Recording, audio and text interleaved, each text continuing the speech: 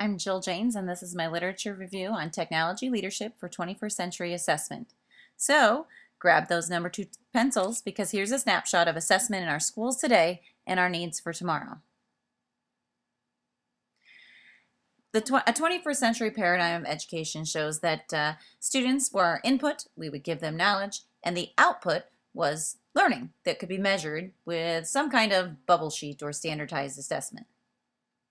In the 21st century, our beliefs about education and student learning have changed. Learning is more fluid in our understandings now as students construct their knowledge anywhere, anytime.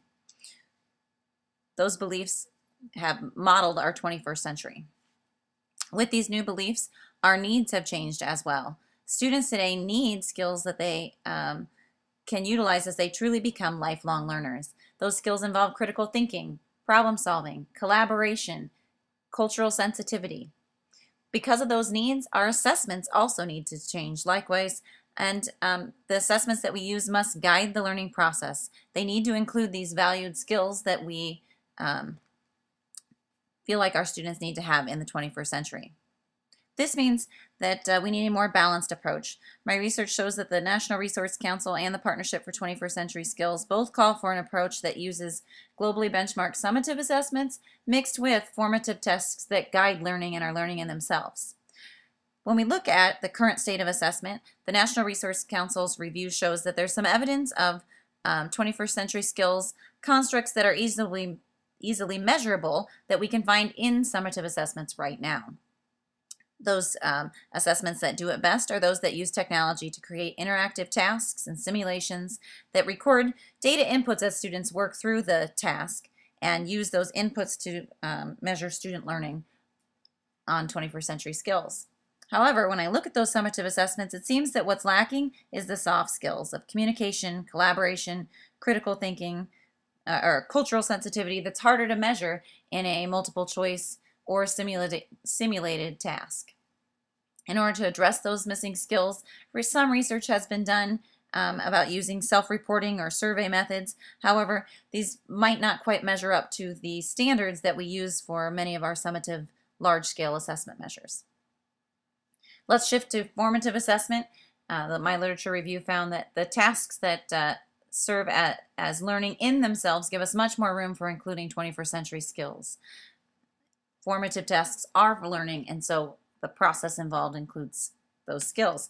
Technology can be used here too as part of the process of the tasks to not only be the task, but also to adjust the task for learning as students move through it in a tutorial style and better fit the learner's needs. So with balanced assessment in mind, technology really can help us to do better by integrating both formative and summative assessment tasks into one system, which equals less assessments that better align for our student needs.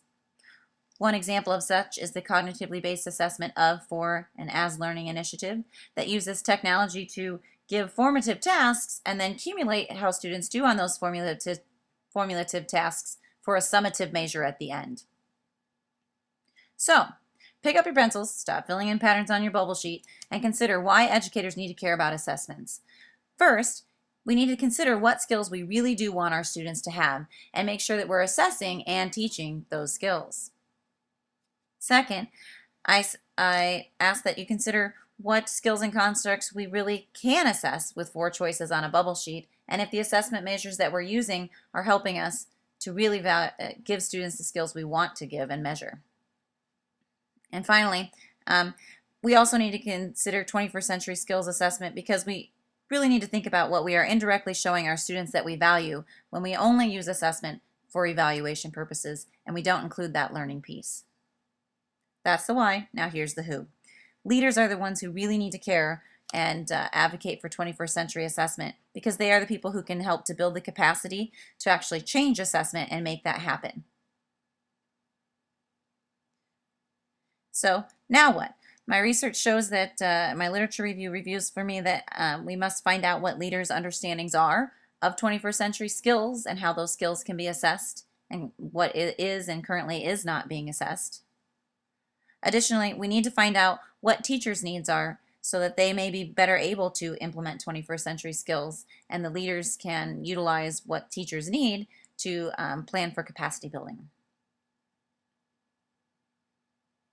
Thanks for joining me for my literature review.